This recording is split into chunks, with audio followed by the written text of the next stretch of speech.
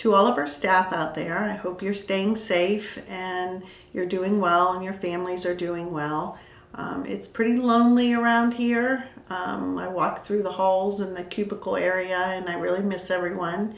Hopefully this video by Dr. Venglarcik will be helpful to you.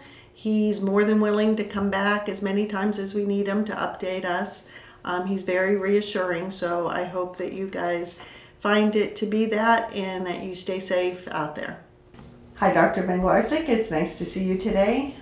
We brought you back to do an update for our staff because the first one was so helpful. Well, thanks for having me back. I'm pleased to be here, and there's a few things that we need to update and some advancements we've made since that last video, so it'll be good to catch everybody up to date.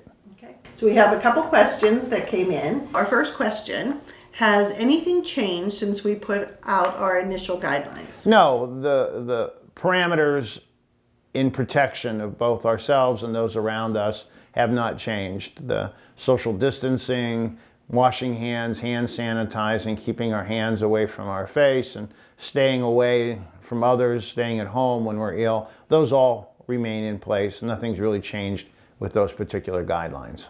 Second question: there have been various guidelines that have changed over time regarding protective measures such as masks. Are there any updates regarding this area for our staff? Yeah, the first thing is that the masks are to protect other people from you, the person wearing the mask.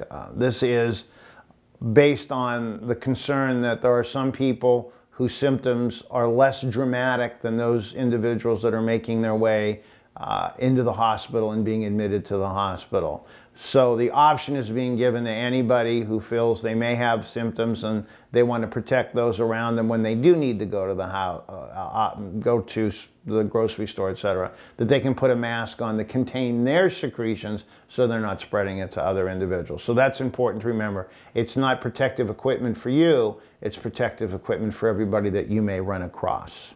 Okay. So that's important. The second thing is that Trumbull County Children's Services now has protective equipment that was not available when we did the first video, and that includes an N95 mask and goggles.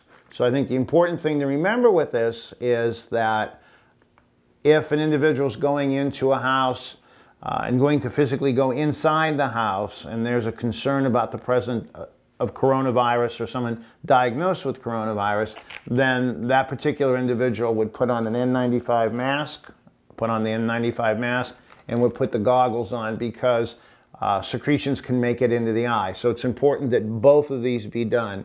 If you're not using both, then you're really not doing anything at all because it really won't work that way. And then in addition to that, gowns have been available and gloves are available, and those would be used to give complete protection. And this is basically what people in the hospital have and are doing who are caring for diagnosed patients with coronavirus, even those in intensive care units. So this provides good protection, and it was important, I think, that we update that and make sure people that they use what they have and use it appropriately.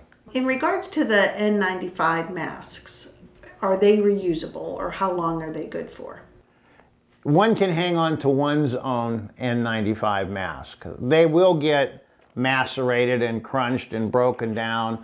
They can be reused to a certain extent as long as they don't become soaked, wet, damaged in any other way, and people are meant to hang on to them for a period of time. They're not good for 10 years, but they would be good for several episodes. The question would become, what about the outside? Kind of deal with that as well. Those can be cleaned off superficially. If there's any question about these being really saturated and really having secretions on them, then I would recommend they be discarded and a new one be obtained. The next question that we have is that the main symptoms of COVID-19 are high fever and severe cough. There's been a lot in the news about a loss of taste. Is this another common symptom? No, it's not.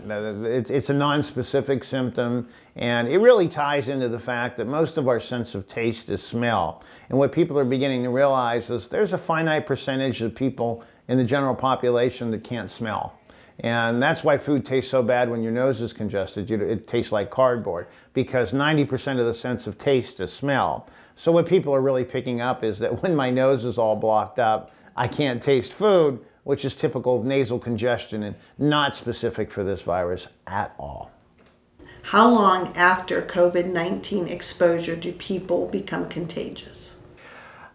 The average period is somewhere between 2 and 14 days, but it averages between 4 and 7 days. So if one's exposed, they could get symptoms as early as 2 and as late as 14, although 97.5% of people have symptoms by the 11th day or the 12th day.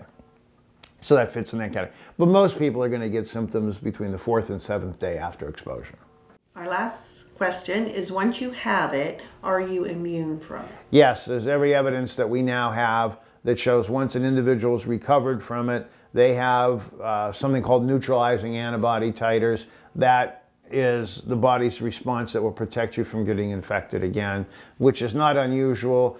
We've seen this happen in other respiratory viruses, human coronaviruses, and even the other animal coronaviruses. We've seen SARS and MERS. So we see that people become immune when they recover from it. Is there anything else you think our staff should be aware of? We continue to do what we're doing. The cases are falling in the state of Ohio. We've plateaued with deaths. Deaths lag about 6 days behind the case decrease. Today was 233. We peaked about 8 days ago in the 427 range. So that's about a 40% reduction. And it shows that what we're doing is working. So I think people need to continue to do what they're doing, use the protective equipment they've been provided now that they're N95 masks and goggles as well, that feel comfortable in using those. And I think that there are less days ahead of us on this problem than there are behind us. That's the kind of hopeful message we like. Well, thank you very much, Dr. Venglarcik, for coming in today. Your input is very helpful for us as we go through this trying time. I know our caseworkers appreciate it. You're welcome. Stay safe.